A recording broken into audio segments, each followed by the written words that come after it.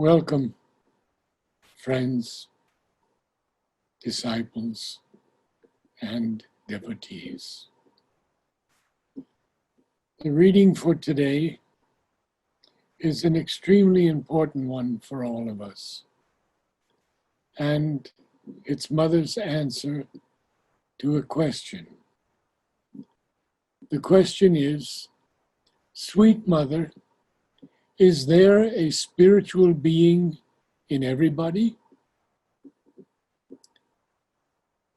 Mother replies, that depends on what we call being. If for being we substitute presence, yes, there is a spiritual presence in everyone. If we call being an organized entity, fully conscious of itself, independent, and having the power of asserting itself and ruling the rest of the nature, no. The possibility of this independent and all-powerful being is in everybody. But the realization is the result of long efforts, which sometimes extend over many lives.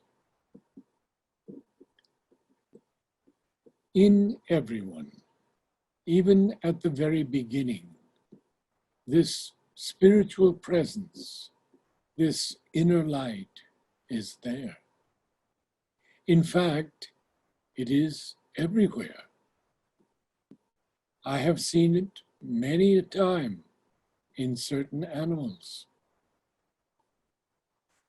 It is like a shining point, which is the basis of a certain control and protection, something which, even in half consciousness, makes possible a certain harmony with the rest of creation, so that irreparable catastrophes may not be constant and general.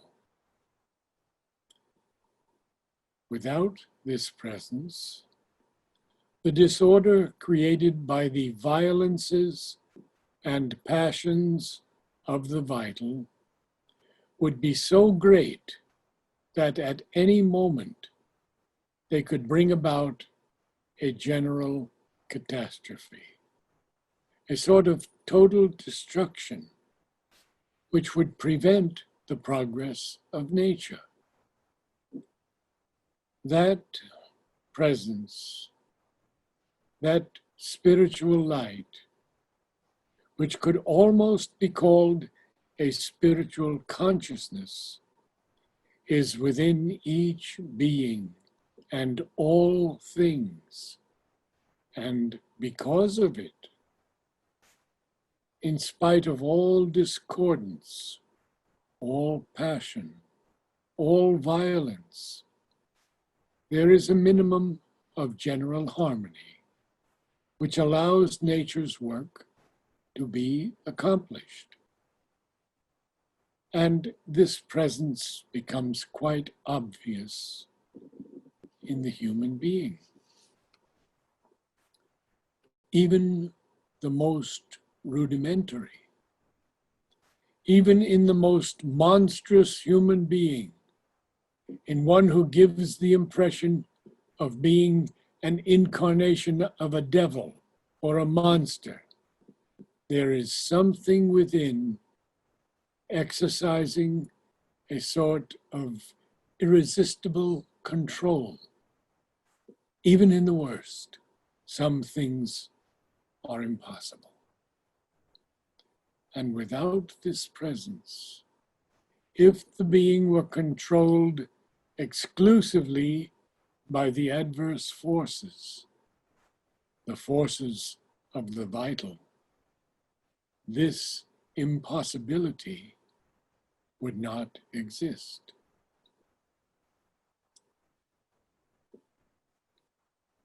Each time a wave of these monstrous adverse forces sweeps over the earth, one feels that nothing can ever stop the disorder and horror from spreading, and always, at a certain time, unexpectedly and inexplicably, a control intervenes, and the wave is arrested.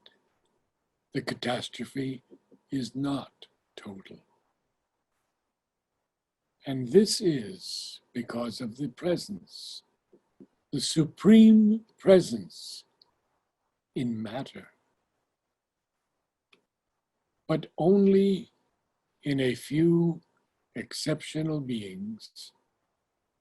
And after a long, very long work of preparation, extending over many, many lives, does this presence change into a conscious, independent, fully organized being, all-powerful master of his dwelling place, conscious enough, powerful enough to be able to control not only this dwelling, but what surrounds it, and in a field of radiation and action that is more and more extensive and effective.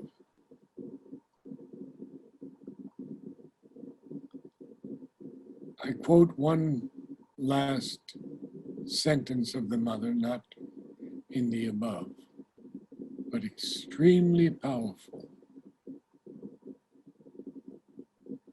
We have come not for peace, but for victory. Because in a world governed by hostile forces, victory must come before peace. The Mother. Namaste to everyone. And may you all be blessed by their grace, their love, their force, and their protection. Namaste.